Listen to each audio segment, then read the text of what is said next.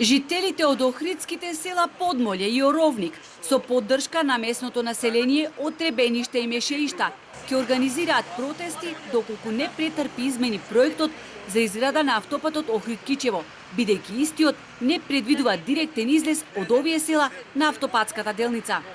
За проблемот се обративме до сите надлежни институции. Она што ни беше понудено е да ни направат пешачка патека, што е апсурдно.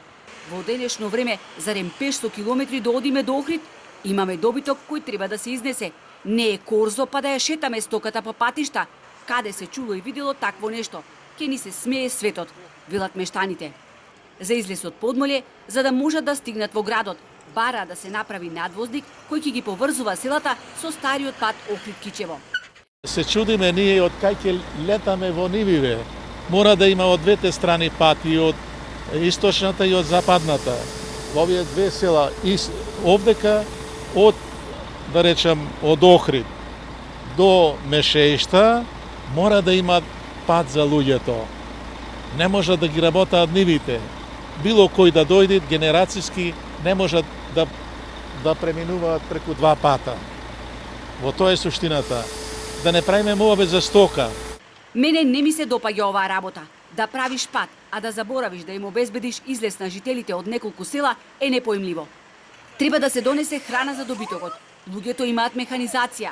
Како ќе стигне до нивите? Гласно размислува нашиот соговорник. Им ветиле дека ќе направат пристапни патишта за да можат да појдат и до нивите. Но кога ќе биде тоа и дали воопшто е изводливо, Господ знае. Селата се цели ископани, вели Петар Тановски, кој при куќа и голем имот кој го поседувал, сега купил друг имот, бидејќи земјиштето му е одземено, оти автопатот минува низ неговиот имот. Мене ми е одзеде. Колку? Вамо околу 3-4 квадрати. Овдека има беа куќа понапред. Ми е одзедо због за овој патов.